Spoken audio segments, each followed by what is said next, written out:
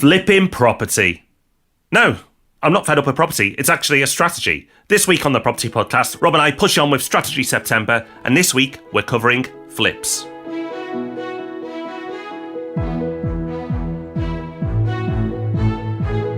Welcome to the Property Podcast, where every Thursday morning, property investors come together to be informed and inspired.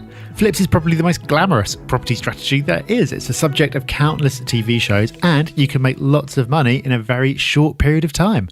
So probably something you'll want to consider, but lots of risks to be aware of as well. So we're going to help you pick your way through all of that in this episode. And stick around to the end, where we've got a resource that will guide you towards the easiest workout of your life.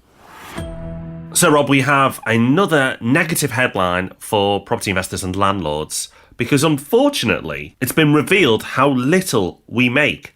And apparently, according to a PropTech company, property investors make on average just over £2,000 net return each year after hidden costs are taken into account. So, it's not a lot for average property, Rob, when you consider an average is £183,000. Should we pack up? Do something else? Well, maybe we should if those are the returns that we're getting, because that's a ROI of little over 1%, which is not fantastic. But as we often find with news stories, Rob, the reality can be a little different. And conveniently, they've itemised all the different costs and where they've taken their numbers from, so we can see how they've got to this claim. Yeah, now I can't believe this. For the press release, it seems they've been a bit juicy with their numbers, which has caused a more sensational headline. I can't believe it, but so let's look at it. So first of all, agency fees to find a tenant are £811. Now that's high. Now, you may pay that much in London if you're unlucky and you haven't shopped around. You could end up paying that amount. But outside of London, you're not. But bearing in mind this is based on an average property of £183,000, that is not a property in London. So those fees are probably double what they should be. And that's the first one on the list. So already we're questioning the numbers. And okay, maybe if you're in an expensive area and you're doing let only, maybe you would end up paying that. But normally if you get the property managed, then the letting part is either included in that or is a lot cheaper. But there's also agency fees on here of £1,622. Well, based on the rent that they've quoted here, that's about 16%, which is mad. I mean, you must be a really, really bad negotiator if you end up paying management fees of north of 16% and £800 to get it let in the first place. Yep, and it carries on. The mortgage amount that you're paying, well, it depends on whether it's done at 75% loan to value or if they're saying the interest is for the whole amount, which they don't make clear. But either way, it's either 5% or 3.7%, which is way above average for a buy-to-let mortgage. So again, the number there is high. So you really are a terrible property investor if so far these numbers are matching your own. But it carries on, Rob, because apparently the average maintenance bill is £2,000 each year. Yeah, and we were talking about this before, and how many times have we personally had a maintenance bill of more than £2,000? Once? Maybe twice? Ever? Yeah, twice in the whole entire time of owning property. Twice. And not dramatically more than that either, so that's meant to be an average. So it's not an every year occurrence. And you'd expect that if you're forking out that much, then some of it would have been caused by damage that a tenant had done, in which case you'd take it from the deposit. So that wouldn't be a full cost to you anyway. And weirdly, this estimate of £2,000, they seem to have taken from some study about social housing, which was actually talking about something totally different. So these numbers have either been selected poorly, or you could say selectively, to present a negative picture. But here's the warning, is that these articles get forwarded on. Oh, see, look, you don't make any money through property, because people will read a headline, maybe the first paragraph of the article, and then forward it on to people. You may be looking at property investment right now, and friends or family may have forwarded that article on to you to say, look, what are you doing? There is no money in buy-to-let anymore. This is why it's so important, and this is why we keep this segment of the show, and we've done it from the very beginning, to dig into the headlines to understand exactly what's going on, because actually there's a lot of nonsense out there, and worryingly there seems to be more nonsense than actual useful information. But Rob, after all is said and done with this article and we've just torn it to pieces, I think there is a valuable lesson here overall, that buy-to-let property should make you a return, absolutely, and it should make you a better return than what's quoted here. But the rental return from property will not make you rich, certainly on a normal buy-to-let strategy. That's right. We always say that over the long term, the wealth from property comes from the capital appreciation. You need to be making a rental profit. It's very nice to be making a rental profit. And you can pursue strategies, as we heard on the podcast as recently as last week, that are geared towards generating income. And you can get into a position where you're making a good amount of money each month and use it to quit your job or do whatever else you want to do. But if you're investing in a hands-off kind of way over the long term, when you get to the end and you look at how much money you've made, the majority of it will likely come from capital appreciation. And indeed, even in this study, they factor in typical capital appreciation of 2.9% a year, which is £5,000, which by the time you've used 75% leverage gets you to about 11% return per year just on the capital appreciation. Now, of course, that number is pretty suspect as well. There are lots of years when that doesn't happen, but over the long term, the pattern is clear. So if you're investing for the short term to try to make money quickly, I definitely try to get my costs down lower than the pretty inflated costs that are talked about here. And if you're investing for the long term, you definitely shouldn't pay too much attention to headlines like this, which could easily deter you from making some serious long-term wealth. So we are into our third installment now of Strategy September, where if you're newer to property and you're not quite sure which path to go down, or you want a bit of a refresher and to go back to basics, we are spending the whole month taking you through all the major strategies that you need to be aware of, giving you the pros and the cons and some helpful tips to send you on your way. We started by covering our speciality, buy-to-let, and then last week we were joined by another Rob to talk about HMOs. And this week we're moving on to a strategy that is both very simple, probably the simplest, but also one of the most glamorous, and that is flips. But be warned, beneath the simplicity and beneath the glamour, there's a lot going on. They're not for the faint-hearted, so there's lots to talk through. As basic as it gets, really. It's buying property and selling it for a higher price. So you buy it at one price and then look to sell it for a higher price later on and make a profit. So like any other good or commodity, it's just buying something and trying to sell it for more and making a profit. Nice and simple. Now, 99% of the time, this will involve solving a problem. And typically, it's the condition of the property. So there may be a property on the market that is in disrepair, and it puts a lot of people off that property. So therefore, there is value left in that property. And you can solve that problem by being willing to take it on as a project, bringing it back up to the standard that it needs to be, and then selling it on for a profit. And the type of refurbs can dramatically vary as well. It could be cosmetic, bit of carpet and paint, all the way through to it being structurally unsound and having to solve that. The scarier the problem or the challenge, the less competition you'll have to purchase that property in the first place.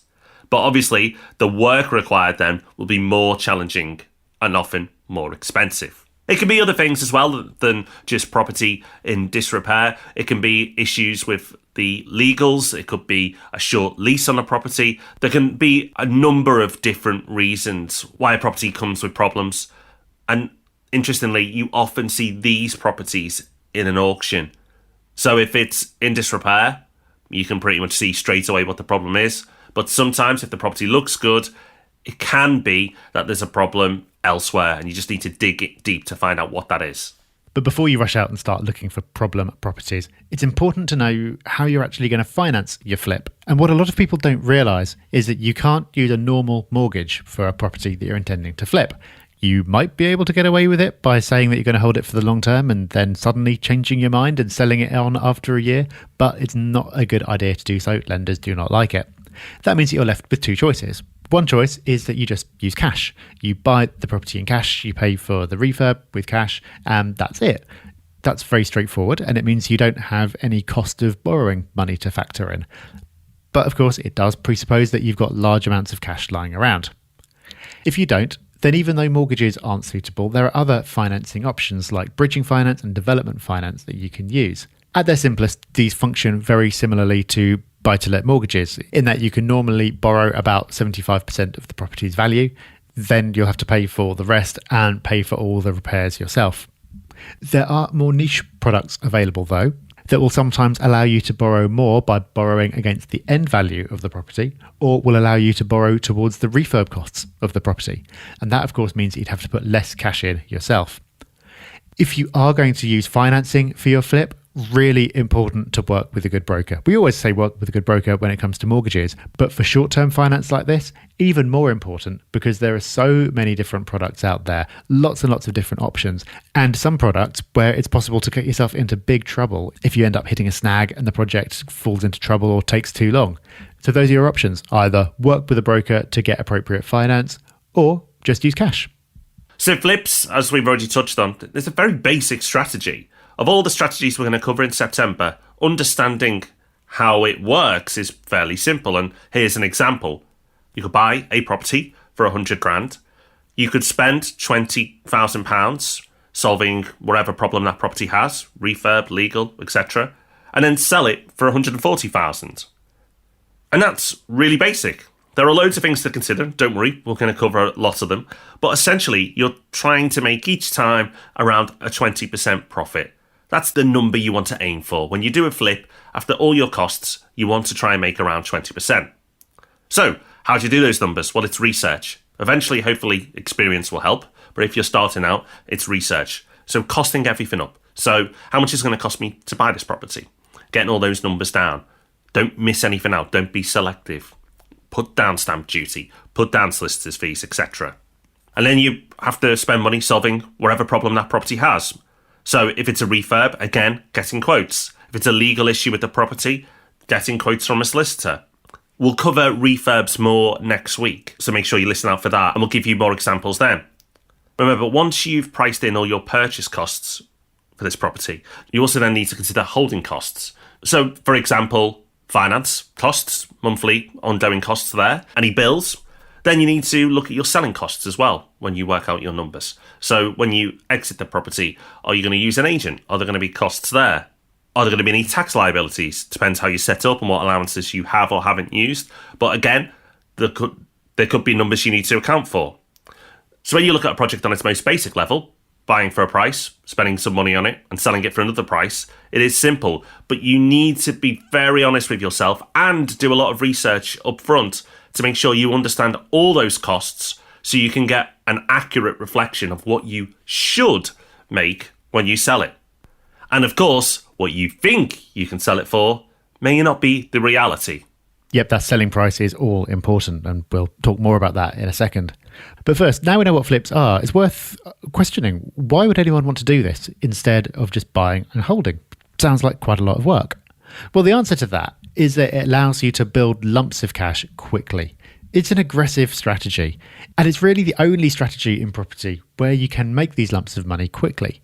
If you're renting a property out, whether it's normal buy-to-let or it's an HMO, you put your money in and then you gradually get some money coming back to you every month. Now, next week, we'll talk about a way of getting some of that initial capital coming back to you more quickly as well. But nevertheless, you're locking that money away and you're getting a monthly return. That can be fantastic, and for many people it is. But if you need or want to be making large amounts of money quickly, then that's not going to be any good to you. That's where flips come in. You can make tens of thousands of pounds in a matter of a few months up to a year or so. And clearly that can be very appealing. And later on, we'll talk about some of the specific situations where that might be useful or desirable. But first, it's well worth talking through some of the disadvantages to flipping, because it's very easy to be attracted by these quick returns, by making these big lumps of money. You have to be aware of what the downsides are. One is that it's very cash intensive, especially if you're not using finance. You need to find all the money for the purchase and the refurb yourself. You can, of course, use finance, but then there are costs associated with borrowing money that you need to factor into your calculations. Or you could use a joint venture if you've got some experience, but then you're going to have to split the profits in some kind of way. So one way or another, there's a lot of cash involved. You're either going to have your own or pay for access to it. It's also time intensive. When we were talking about buy-to-let, we said how there was work to do at the start when you're buying a property. Then after that, when it's settled in, most months there isn't really a lot to do. With flips, you're in the time-intensive stage all the time because you're either buying, or you're in the middle of doing a project of solving the problem, or you're selling. Every part of that is time-intensive. So this is not something you can just do passively in the background. One of the reasons that buying properties to flip is so time intensive is that there's a lot of competition for properties. You're probably going to have to go and look at quite a lot of them to find one that's suitable to flip. And that's because, thanks to shows like Homes Under the Hammer, this is something that a lot of people want to do, especially properties that only need a light refurb. There's lots of people after those. And if you find properties that need work doing to them, often the seller isn't going to be willing to sell at a low enough price for you to do the work you need to do and make you a profit. You'll also likely need to work with builders and tradespeople to get the work done, unless you're supremely hands-on and do every single part yourself. That brings its own challenges, and we'll be talking about that a lot more next week. So add this all up and you've got a risky strategy. You've got something fast-moving that involves lots of different factors, lots of different people, with lots of cash tied up. That means that if you get any of those parts wrong, you could end up with your project getting into trouble. You might end up, for example, not being able to sell. And so you're forced to let the property out, which means you're stalled because this money that you're expecting to have to take on to your next project is tied up in the property. Or you might be in a situation where you have to sell, but you can't sell at the price that you thought you could. So you end up making a loss on the project and actually end up losing money rather than making it. So the appeal of flips is very obvious, and there are lots of people who this is suitable for and situations where this makes perfect sense. But you do have to be aware of the disadvantages because this is definitely risky. So now we understand what a flip is and the pros and cons. Who's this strategy right for? You may be still listening to this going, I'm not sure. Well, let us help. This is very much a hands-on strategy. So you need to have time to implement this strategy or work with somebody who does have that time. Make no mistake, it's an aggressive strategy, and that means a lot of hard work, but the rewards can be huge. And it's for people who are looking to build large lumps of cash, which is all very appealing. But beware, it is really for people with a high tolerance to risk, because a lot, as we discussed, can go wrong. So if you get nervous at the thought of a void period in your property, flips is definitely not for you. This is for the braver property investor. But if you're brave, doesn't mean you should be gung-ho. Remember to follow the advice we've talked about so far and do plenty of research. And speaking of research, here are some tips to get you started. Yeah, a lot of this comes down to knowing your area.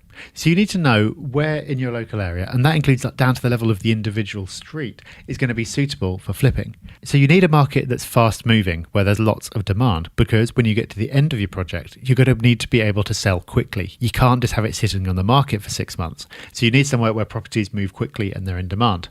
Ideally, that will be in an area that can appeal to first and second time buyers, because that gives you a bigger pool of potential buyers, which means you're more likely to get multiple people bidding up the price, and you're more likely to be able to get it moved quickly. And you're going to need to know very clearly what price you're going to be able to sell the property for. When it comes to flips, you need to think backwards from the end. You start by working out what price you can sell for, and not if everything goes brilliantly and if you get a bidding war and if everything's perfect. What realistically will you be able to sell the property for? And then work back from there to work out how much you can afford to spend and how much you can afford to buy the property for in the first place. If you get that wrong because you don't know your area and you assume that you'll be able to sell it for a certain price, but you've just taken the broad average of an area rather than what properties have sold for on this particular street, then you could end up paying too much for the property in the first place, which then means you're never going to make any money. The success or failure of a flip starts with how much you pay for it, and that in turn is determined by how much you can sell for. So knowing your area and getting those numbers right is absolutely critical. You're going to need to do loads of viewings. So hoping that the first property you view is going to be the one is wishful thinking. It is hard work trying to find the right opportunity to flip, and often the most common complaint of people who do this strategy. Just because a property is in disrepair doesn't mean it's the ideal property to flip. So do lots of viewings, work your numbers, and make sure it's right. Just because it needs work doesn't mean it's a flip opportunity. You're going to have to speak with lots of contractors for quotes. Don't go with the first one. And don't necessarily go for the cheapest. Once you've got a selection of quotes, narrow it down to your shortlist and then check out their track record. If you can, speak to people who've already worked with the contractors you're looking to work with and make sure you've got comfort that they do a good job. When going for finance, speak with a broker, work with a broker, pay for their time because it is worth it. There are very specific products you need to use when using this strategy. And you can't use a standard mortgage. So don't go to a normal mortgage broker. Use a mortgage broker that understands property investors. If you're struggling, you can check out Property Hub Mortgages, but there are other experts out there as well. But just make sure they're an expert. When you're looking to sell, consider staging the property. Remember, you want people to fall in love with your property and make it easy for them. Walking into an empty, bit cold property is hard for first-time buyers or anyone really to emotionally attach themselves to that property. So by staging it, yes, it's a bit more effort and possibly a bit more cost, but it could be the difference of you getting that property sold quickly or it's sticking on the market for a long time. And remember, you may start with flipping as a strategy because you want to build up a cash pot, but lots of people who start with flipping don't do it forever. They'll use it to build a cash pot and then move it into other things. They may go into standard buy-to-let. They may go into HMOs or something else. But flipping is one of these strategies that you never retain the wealth. It's always reliant on your next deal. And people have been punished in the past who've done project after project after project. And eventually when the market crashes, they're then caught out and all that hard work was really for nothing. They got onto bigger projects, but when the market crashed, they had to start again. Whereas if they'd retained some of the properties, they would have been in a much better position. So if flipping is right for you now, just be aware that you may need to change course at some point in the future to retain some of the wealth and benefit from the hard work you're putting in. Now, as you can tell, there's loads when it comes to flipping, and we've given you loads of information here, but we've got more. You can go to propertyhub.net, our website, and find a free course on this very subject. Yes, we love to spoil you. So go to the Property Hub website, go and have a look for it. If you can't find it, use the search bar. It's a very useful tool. Type in flipping and start that course to build on your knowledge. This has been a packed episode, so much to get into when it comes to this strategy. But there's still time to squeeze in a little bit more in the form of Hub Extra. This is where we give you an extra resource, tool or thought to take away with you and make you a better investor. And there's even more in the Hub Extra email that will hit your inbox every Friday morning if you're a Property Hub member. We've shared a few resources in the past around fitness, which is something you won't need to worry about if you're getting hands-on and doing the work on your flips yourself. But if you're more desk-bound, it's something that you can struggle with. And indeed, a few weeks ago, we shared a 7-minute workout that you could do every day. But if even 7 minutes is feeling a little bit ambitious, feels like a lot of hard work, then you'll be needing Nano Workout. That's nanoworkout.com. And what they've done on this website is they've just collected lots of very, very small exercises that you can do in everyday situations.